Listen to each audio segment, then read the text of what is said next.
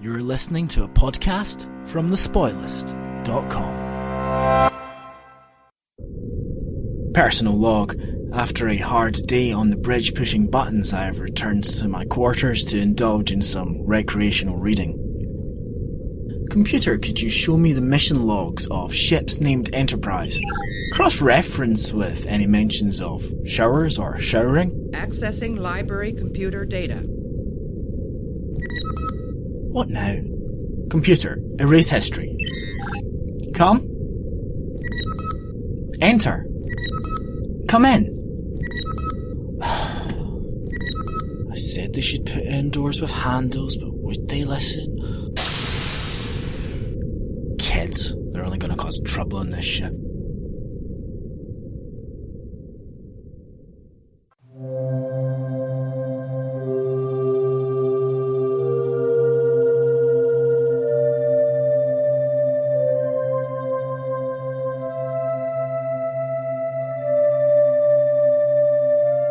Cyberspace, the new frontier. These are the voyages of the podcast First Contact. Its mission?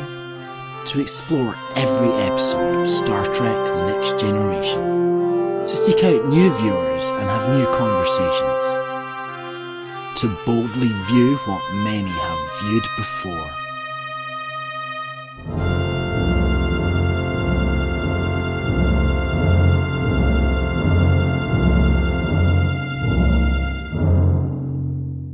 Welcome to First Contact, a Star Trek The Next Generation Introcast. I'm Andrew. I'm James. And I'm Alex. This week we are looking at The Naked Now, written by J. Michael Bingham, from a story by John D.F. Black and J. Michael Bingham. J. Michael Bingham actually being DC Fontana, but changed her name due to rewrites. James, could you give us a synopsis of this episode? The Enterprise receives a distress call from the USS Tchaikovsky, which has been monitoring the collapse of a star, and arrives to find the crew dead from a variety of causes. The crew of the Enterprise then begin to act erratically as it suffers from intoxication. Can Dr. Crusher find a cure? Will the ship be able to move out of the way of the exploding star? What does Wesley Crusher's model tractor beam have to do with any of this? Find out now in First Contact. Thank you, James. Well, this is the second episode of Star Trek The Next Generation, so you would expect it to be finding its feet, perhaps setting a template for the format. But what we have here is a reference, pretty much a story based on an original series episode. That story credit to John D.F. Black. He wrote The Naked Time, the sixth episode of Star Trek, the original series. We've seen this before, James and I, but Alex, what did you think, seeing it with your fresh, virginal Star Trek eyes? Well, I mean, I've seen The Naked Time, and it was sort of interesting to almost essentially watch that episode again, but similar in so many ways, and yet so very, very different. I mean, it's not a bad idea necessarily with the second episode to have something that's consciously harking back to the original series. I mean, that seems like quite a sensible decision when you're still trying to get people on board to link it back. What seems an odder decision is to have an episode when you can choose from any of them to base it on, to choose the one which has everyone acting out of character when you're only on the second episode, so you don't really know the characters anyway. Yeah, I would agree with that point. Gene Roddenberry said this was very much a conscious decision. A lot of fans were actually up in arms at the time, saying, well, clearly this show has no original ideas. But he said it was a conscious decision in order to show the desires of the crew, to show, I guess, their characters in their most pure form, away from the restraints of uniform and Starfleet protocol. But instead it does seem to have them acting out of character when we've yet to actually see them in character. I mean, we said about it with the first episode that we only really sort of got very vague touches of the characters. So what did we get with Geordie before? We got, I'm blind. And that was pretty much it in the first episode. and you didn't notice it so much in the context of everything else that was going on. But when you come to this, and you aren't familiar with him, and there's a change, and you get, Geordie, that's not like you, and you think, well, isn't it? Well, I suppose not on the hour that I've had to assess before, and well, even less than that for the actual time that he's been on screen. But I don't really know that. I'm purely taking what the characters say. But Geordie's main contribution to the episode is him saying that he doesn't want to be blind anymore. So again, it's just him being blind is his character. But I think saying that, it's introducing the wants and needs of the characters, as Gene Roddenberry put it, it doesn't really do that because they're drunk. And, when people are drunk, they're not really doing what, they're not doing what their subconscious wants, it's not what they want or need, they're just acting drunk. So, and one of the things that I found interesting is that in The Naked Time, I mean, obviously the original series is quite sort of light in tone, and that episode played into that format quite well, in so much as you are showing all these different things. So you have O'Reilly believing he's some sort of, I don't know, how would you describe it, some sort of important Irishman, and obviously you have Sulu believing he's some great swordsman. With this, everyone just seemed to become really, really horny. Well, you get that impression as soon as the away team goes to the USS and they go into a room and it's an orgy. But the person showering in their clothes, and yet everybody else was naked with quite cunningly placed hands covering stuff. What I want to know is why, in reading through past cases of past Enterprise missions, why is it that the phrase showering in your clothes is the one thing that stood out about that to Riker? Nothing else. I mean, if we're talking about trying to get used to the characters, that doesn't say particularly good things about Riker, does it? Do you think he'd just been doing a search of past Enterprise missions and he was like, was there a shower involved? I like showers. I'm imagining he's a man who deletes his Enterprise search history, yes. So, yeah, talking of sex, Tasha Yar, she's one of the first infected, rather than Geordie getting down and mopey about being blind and how sad it is.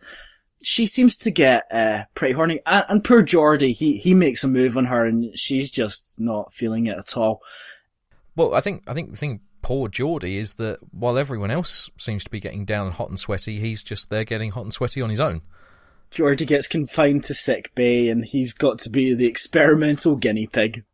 But let's talk a little bit about Data. It does become a trope in Star Trek later on, I'm going to tell you, that there's always one crew member that doesn't get affected by something. In the original series, you could have Spock because of his Vulcan blood. Data, Next Generation, 7 of 9, very often in Voyager, wasn't affected by stuff that affects the whole crew. But here, Data actually is intoxicated. It's made very clear that he is designed to be as human as possible. And quite a lot of nice humour, actually, from Data. Yes, and perhaps that's what makes the whole plot of let's call it what it is, sex with the machine, perhaps a little unfortunate, in that you're enjoying everything else to do with Data, and then that scene comes up, and it's a sort of a jaw on the floor moment in an episode with many of those, really.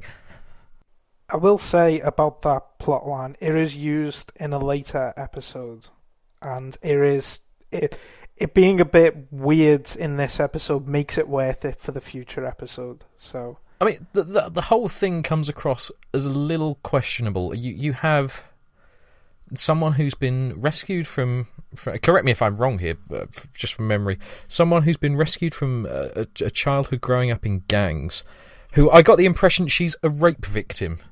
this came up in this conversation, and I rewound this 3 times just to check that I had heard it right. And I put the subtitles on. It's like, I was 5, and I managed to hide from the rape gangs. So, a 5-year-old hiding from the rape gangs in the future is so jaded she can only have sex with a machine because he has no feelings. I'm not sure that's an issue you want to address in your second episode particularly. Or perhaps any. It just doesn't seem very Star Trek. The original series, Kirk, it was quite sexy, you got that soft focus light every time he looked at a woman. But the Next Generation seems quite a sexless environment, in particular later on. And just the very mention of rape seems extraordinarily out of place. I think the other thing that makes it seem out of place is that generally, kind of like the original in The Naked Time, The Naked Time is quite often sort of played for laughs in places, although the original tone of the original show is obviously lighter anyway, so it's perhaps less obvious. And this episode often consciously tries to play things for laughs. And so when you suddenly go into the history of rape in the middle of everything else, it really seems like a very odd change. Yeah, it's very tonally not in keeping with the rest of the episode, which is pretty light-hearted. I mean, to pick out some lines, "If you prick me, do I not leak?" I just thought that was splendid. That's someone getting the handle on Data right away. Although, if you've got no emotions and you're intoxicated, how does that affect you? Well, quite. If we're on about comedy lines, though, I have to come to my favourite moment of the episode. And I don't know if it was even intentionally funny, but it's when we have Picard saying, "Doctor, there must be a cure. Some formula. Similar to the old one." I had to rewind that a few times. At first, I didn't know where that noise was coming from. It's...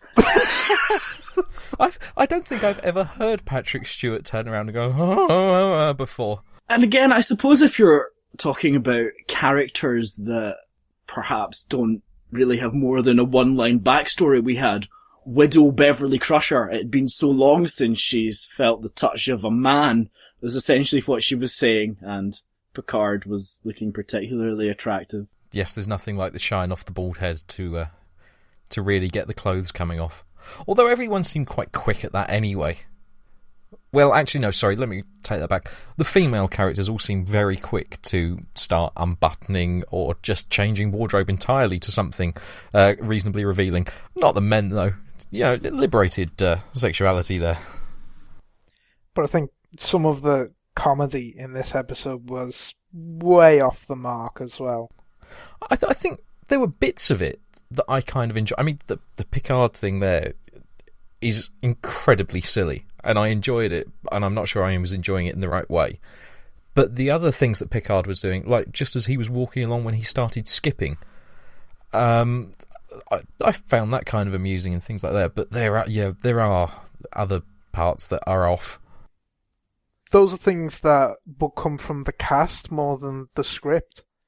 Whereas the stuff that comes from the script, like Wesley saying, "And henceforth a dessert course shall precede and follow every meal, including breakfast." Well, that's consciously trying to ape lines from The Naked Time, because that had about ice cream for everyone, didn't it? If I remember correctly. It just seems to me Wesley trying to make him funny and interesting and just making him annoying. Well, since we were talking about Wesley, let's look a little bit deeper into his actions in the episode.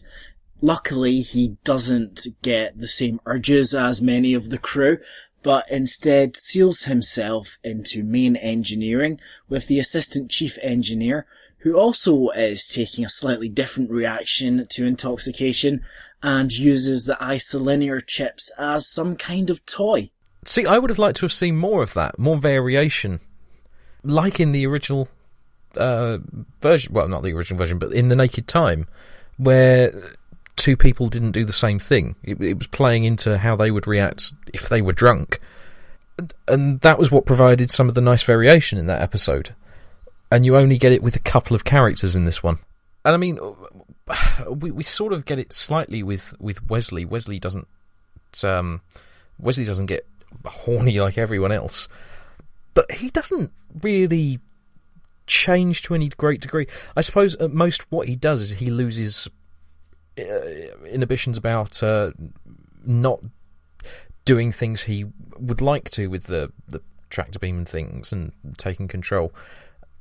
But it's sort of there, and then it sort of falls apart the further you get into the episode, especially by the end, when the fact that he is intoxicated is largely forgotten and he's reacting more or less how he would if he hadn't been. Yes, he is able, when supposedly drunk, to reprogram the tractor beam to make it into a repulsor beam, which, I would like to think was a function of it anyway, but the chief engineer can't do that. Now, the chief engineer, you might notice, they don't have one of the regular cast as a chief engineer. Scotty obviously was very important in the original cast. Do you think that's quite a strange decision not to have one of our regular crew when we've got, say, a counsellor and a young boy, and obviously one of the major sets is engineering? On one hand, yes, but I sort of... I mean, I might be wide of the mark, but I get the sense that they're trying to keep everything up top, as it were, and less sort of running down to engineering in the way that you might have with the original series. That might be entirely wrong. So far, you get the sense of more talky than the original series, and thus you would have characters like a counsellor and whatnot. I'm not really sure if you could add in any more characters without it feeling a little heavy on the cast at this point. You'd have to get rid of someone else. I suppose you could, but I didn't feel it detracted from the programme at this point anyway. And sadly, Chief Engineer Sarah McDougall would never be seen again, probably due to her incompetence at being outsmarted by Wesley. Was she the only member of the crew that didn't become intoxicated at any point? Well, there was also Worf, who didn't really have much to do, apart from a couple of snide remarks, and Riker, perhaps a little out of character, didn't try to touch anyone. What? That's suggesting that he's normally a sex, but I suppose he's been looking up people in the shower, so... Well, Riker's cool head can actually be explained by the rewrites. In DC Fontana's original script, he was worried about living the lonely life of a captain, while Troy was more interested in the lack of privacy that an empath had on board a ship full of humans, rather than just doing a half-hearted version of Tasha's routine. Indeed, Picard as well, he was worried about how he was going to look after the families on board his ship. So perhaps it was a little bit more nuanced and maybe a little more subtle in the original draft. I'm not sure how the subtlety would have come across, though, because as I said before, the concept of this episode is really something that you're playing for laughs to a large degree. And maybe a symptom of the problem here is that it is the second episode. Move it to somewhere else in the series and maybe it would play better. And be conscious of the fact that you're going for a comedic episode and run with it. You might have noticed that in either draft, Worf doesn't actually have anything to do, he being the regular character that remains completely unaffected. But at this point, it's not really that clear what Worf does. He seems to occupy a number of positions on the bridge, but I'm not sure what he does. For a first-timer, is there any indication for you? I have not got a handle on what his job is, I'll be honest. But then again, I haven't really got a great handle on anyone's job. Particularly, well, to an extent, I just sort of, he makes ship fly. He good. That is about the extent. She's security. She beat people up. Well, you can probably guess by the way we're talking about Worf that we don't really have much idea about what he does in Season 1. Well, that's promising for the future. In Season 1, Yes, all will become far more clear and more interesting later in the series. Other differences that you might have noticed from the pilot is that the con and ops positions have changed, so Data now sits on the right as we look at it. That's very interesting, I'm sure you'll agree.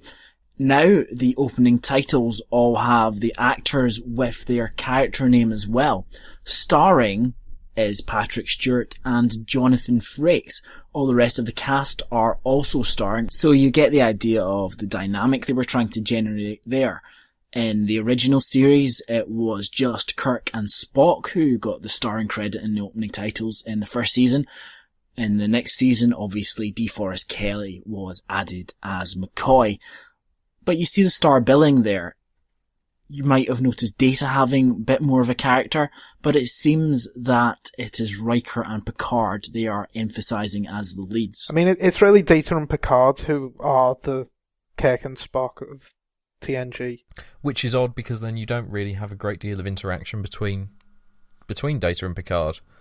Data's interaction is generally more with Riker so far. I mean, I actually don't think that changes significantly as we go on, but they just, basically the apportionment of episodes to each character, Picard and Data tend to get the most. Picard's main interactions seem to be, well, I mean, it's sort of a split, I suppose, between Riker and Crusher, and then bits and pieces here and there. I suppose we should talk a little bit about that. We did see the seeds of that relationship between Picard and Crusher in the last episode. A lot more explicit here.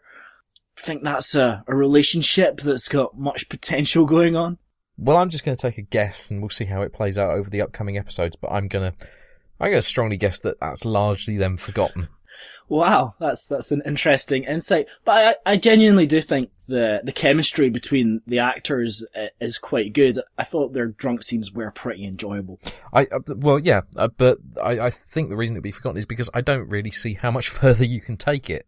That this is a sort of halfway point in a series, maybe, rather than a second episode. So, yeah, we'll see how it goes. But I can't see that there's much more you would do with it. Do you think there's any mileage in a relationship between Data and Tasha Yar? I think it's a plot point you can pick back up on, but perhaps not. It's hard to base it on the small amount of evidence that there's been, to be honest. Other changes you might have noticed is that Councillor Troy is no longer wearing that sexy mini dress and now has her hair up. Do you think that's an improvement? She looked a little less 80s this time, which I think is no bad thing. Well, it still was the 80s when they were making this, so they couldn't really help it, seeming a bit 80s. Just like they couldn't help it in the original series, seeming a bit 60s. Well, I think it stands out because the rest of the cast, more or less, don't come across so badly that way. But it really stood out with her more than anyone else. Yeah, and hopefully, although all three female leads do throw themselves at men, we're getting away from the sexism of Star Trek's past. Not a great deal of evidence on that so far, but... Yeah, Alex, the writer of this episode writes another one later this season. Oh, good. Yes, John D.F. Black, although really only nominally a writer on this episode, having written the story on which it was based, The Naked Now, does come later in the season to write a story of his own, Justice. Although I will say, with no judgment at all, he did ask for his name to be taken off that episode. But quite interesting that they are using a lot of the writers from the original series. This episode, just like the pilot, was written by DC Fontana, although she did choose to take her name off this episode, as we mentioned earlier. I don't think there's any problem with sort of an overlap with the original series, either in terms of writers or in terms of plot. The problem is that you've got two shows that are coming at the same subject matter in different ways. The Next Generation so far has tried to take a much more serious tone than the original series has, I would say. And what you can end up with is, well, this episode where you have a slight imbalance. Just a final thought on this episode. Wesley pretty much saves the day with his repulsor beam, alongside Data, of course, with his mad isolinear chip skills. But Riker says, fair to credit Wesley too, in the log. I'm not sure I'm happy with that. I mean, he did cause quite a lot of the problem in the first place. Well, he was intoxicated, so we can maybe let him off for causing the problems. And while you're making a note of that in the log, Captain, do you want to make a log of the fact that one of our crew has just slept with a robot? Yes, I'll make a note of that right now in the log. That about wraps it up, but any final thoughts on the episode, James? It wasn't very good. Well, you see, I actually really like this episode. I find it entertaining in a way that the last one, and certainly some later episodes, weren't, but I suppose that's me knowing a lot of what comes after. Alex, what did you think? No, I'd sort of go along with you there. I found it an entertaining watch. However, I would also say that it was a lot more flawed than the first episode. But the first episode, and partly by virtue of being that double-length one, was more sprawling. This one had more of a sort of definite end, and the singular plot helped matters greatly. That said, there was a disparity between the comedic elements and then some of the more questionable storylines that we mentioned. But overall, I could watch it again. I imagine as time goes by, it won't be high on the list of ones that I'd want to watch again. But I wouldn't say I hated it or anything along those lines. I found it enjoyable enough. Well, we will see these standards reach new heights when next week we look at Code of Honor. We do hope you'll join us for that. In the meantime, if you would like to get in touch, you can email us at firstcontact@thespoilers.com, or you can go and leave a comment on our blog. Just visit thespoilers.com and click the podcast button. You will find all our episodes there and links to our RSS feed for the podcast and indeed to iTunes where you can subscribe. But for now, goodbye. Goodbye. Goodbye.